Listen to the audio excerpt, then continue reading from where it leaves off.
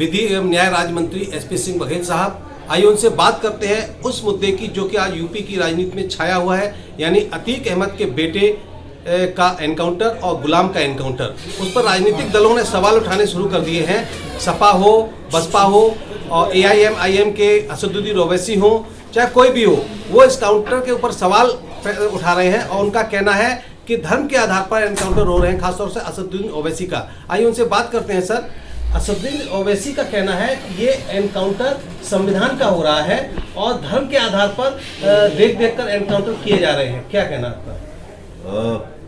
मोदी जी और योगी जी की सरकार में जितनी संविधान के अनुसार चल रही है, कानून का राज है, रूल ऑफ लॉ है, ओवैसी साहब का ये बयान की मैं घोर निंदा करता हूँ। और वो जब भी अपना मुंह खोलते हैं तो जब मुस्लिम एक पक्ष होता है तभी वो बोलते हैं, बाकी उन्हें न्याय अन्याय, नीति अनीति, सदाचार दुराचार और पाप पुण्य और धर्म अधर्म में और कानून और गैर कानून में उन्हें नहीं दिखाई पड़ता है। जब एक पार्टी चाहे वो मुल्जिम ही क्यों ना हो, तब वो उस मसले पर बोलते हैं। सर, केवल ओवैसी साहब ही नहीं, समाजवादी पार्टी के मुखिया अखिलेश यादव, बसपा की मुखिया मायावती और रामगोपाल जी, सभी लोग कह रहे हैं कि ये एनकाउंटर जो है ये गलत है। अखिलेश ने तो यहाँ तक कहा कि इस एनकाउंटर की जांच होनी चाहिए, इसमें जो दोषी पाए जाए उनको दंडित करना चाहिए। एक्चुअली इन सभी राजनीतिक दल 2014, 2017, 2019 और 2022 में हार चुके हैं और 24 में चुनाव की पूर्व संध्या पर मुस्लिम वोटों के तुष्टीकरण और मुस्लिम वोटों को अपने पक्ष में लेने की होड़ में ये इस प्रकार के बयान एनकाउंटर के खिलाफ आ रहे हैं, क्योंकि 2024 की लोकसभा की पूर्व संध्या पर ये घटना घटित हुई है। तो सो कॉल्ड जो सेकुलर पार्टी कहलाती हैं, क्योंकि मुस्लिम एक पार्टी का नहीं है, कांग्रेस सोचती है कि हम अपने पक्ष में लें, सपा उससे आगे बढ़ के सोच रही है, BSP सोच रही है, OBC सोच रहे हैं, ये सब 24 में मुसलमानों को अपने पक्ष में लेने के लिए इस प्रकार के बयान दे रहे हैं। और 48 दिन में हमारी STF ने, इंटेलिजेंस ने, लोकल इंटेलिजेंस यूनिट ने, स्पेशल ब्रांच ने, हमारे तमाम मुखबिर मामूर किए गए थे।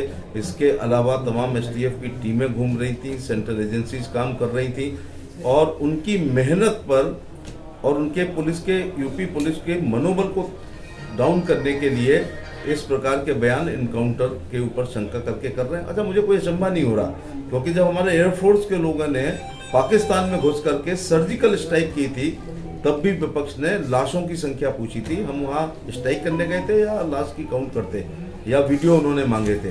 तो ये सब मुसलमान वोटों को अपने पक्ष में लेने के लिए, उनकी तुष्टि की पराकाष्ठा के लिए किया गया ये सबसे घटिया बयान इन लोगों का है। सर, आप कानून मंत्री भी हैं, इस लहजे से आप बताइए कि क्या कानून इस तरह के केसेस में क्या कहता है एनकाउंटर के केस में? क्योंकि आरोप ये भी लगाया जा रहा है कि जो जुडिशरी को काम करना चाहिए उसको भी एनक्रोचमेंट करते हुए उसको स्टेट या राज्य करे ले रहा है और एनकाउंटर के जरिए न्याय तुरंत दे रहा है। तो इस पर आप क्या बोलेंगे? मैं एक बात बताऊं, as a law and justice minister के रूप में जब पार्लियामेंट में आप सवाल पूछते हैं कि व्हाट इज पेंडेंसी क्यों है इतनी ज़्यादा, मुकदमे 20-20 साल क्यों चल रहे हैं, अगर एनकाउंटर के द्वारा ही न्याय उत्तर प्रदेश और देश की पुलिस दिया करती तो 5 करोड़ 67 लाख मुकदमे माननीय अदालतों में विचाराधीन नहीं होते। 70 इतने। तो एक तरफ आप कहते हैं कि हम गोली से न्याय दे रहे हैं, दूसरी तरफ 5 करोड़ से ऊपर मुकदमे देश की विभिन्न न्यायालयों में विचाराधीन हो, जिसमें खासतौर ये केस होते हैं ये डिस्ट्रिक्ट कोर्ट में होते हैं। तो 4 करोड़ तो अकेले डिस्ट्रिक्ट कोर्ट में विचाराधीन है। इसका मतलब अदालतों के द्वारा ही न्याय देने का प्रयास किया जाता है। लेकिन जो इनकाउंटर शब्द है, it is not written in any book of IPC, CRPC और CPC। ये पुलिस इंगेजमेंट में इसको कहता हूँ कि हमारी पुलिस ने 48 दिन में तमाम ट्रैक किया, तमाम GPS लगाए होंगे, और मैं तो टेक्निकल आदमी नहीं हूँ, और तमाम मुखबिर मामूर किए गए, सुरागसी की गई, पतारसी की गई, तमाम इंटेलिजेंस एजेंसियों ने काम किया, सेंट्रल और स्टेट ने मिलकर काम किया, और CCTV पर ये लोग थे कि इनको देखा जाए, इनको ट्रैक किया जाए। और जब लोकेशन पर पहुँचते हैं तो वो एक सरकमस्टांस एविडेंस होता है, ये स्क्रिप्ट लिख के ड्राइंग रूम में एनकाउंटर नहीं होता है। इसीलिए कुछ बच के भाग जाते हैं, इसीलिए कुछ मारे जाते हैं और इसीलिए बदमाशों में कुछ केवल इंजर्ड होते हैं और इसीलिए पुलिस भी मरती है और पुलिस इंजर्ड भी होती है। तो ये ड्राइंग रूम में लिख करके कोई स्क्रिप्ट नहीं होती है, कोई प्ले नहीं होता है वहाँ पर। तो जब हमारी एसटीएफ ने लोकेशन पता कर ली, वहाँ गए तो जान से मारने की नीयत से बाल्थर पिस्टल, बहुत फाइन पिस्टल होती है, और वो जो क्या है ओल्ड जो रिवॉल्वर है वो इस्तेमाल विदेशी किया गया। और पुलिस पर जब अटैक किया तो आत्मरक्षा के अधिकार में पुलिस द्वारा की गई कार्रवाई में बदमाश मरे हैं। ये एक्शन का रिएक्शन है। एक विपक्ष जो कह रहा है उससे अच्छा जवाब हो नहीं सकता कि हम गोली से ही न्याय दे रहे हैं। तो हम ये कह रहे हैं कि अगर हम गोली से, और देश की विभिन्न सरकारें, विपक्षियों की भी सरकारें हैं, ये गोली से ही न्याय ग्राउंड पर देने लगेंगी तो ये कौन से 5 करोड़ मुकदमे हैं जो विचाराधीन है। और हाईकोर्ट सुप्रीम कोर्ट में तो कम है, ये ज़्यादा पेंडेंसी है, ये सेशन में है और ये 302 सेशन में ही चलती है।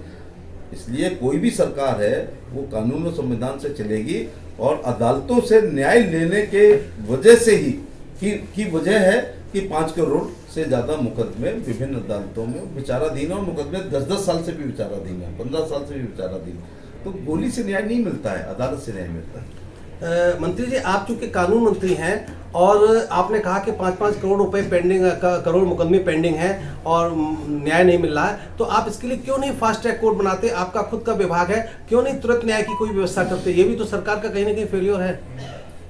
मोदी जी की सरकार ने इस बजट में ही 7,000 करोड़ रुपए का प्रावधान किया है, जिसमें हम fast track court, special fast track court, POCSO court, virtual hearing, e filing, e court और वर्चुअल और सुप्रीम कोर्ट की लाइव स्ट्रीमिंग कार्रवाई आप देख सकते हैं। तो ये सब इसी सरकार में किया गया है। और जो ऐसे तमाम मुकदमे जो हमारे ऊपर बोझ थे ब्रिटानिया सरकार के, ऐसे मोदी जी के नेतृत्व में हम लोगों ने 1400 कानूनों को भी खत्म करने का काम किया। सर, मायावती जी ने कहा है कि इसकी जांच होनी चाहिए, तो क्या आप कोई जुडिशियल जांच की भी मांग करेंगे जिससे विपक्ष की जो आवाज़ है इसको एक जवाब मिल सके और क्लेरिफिकेशन हो सके? 4 बार की वो मुख्यमंत्री हैं, उनके ज़माने में भी इनकाउंटर हुए होंगे।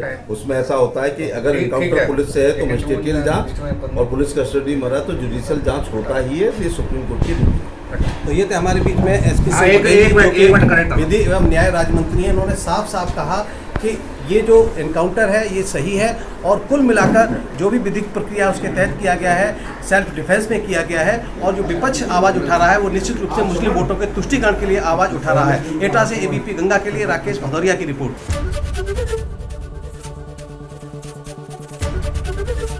एबीपी गंगा, खबर आपकी, जुबान आपकी।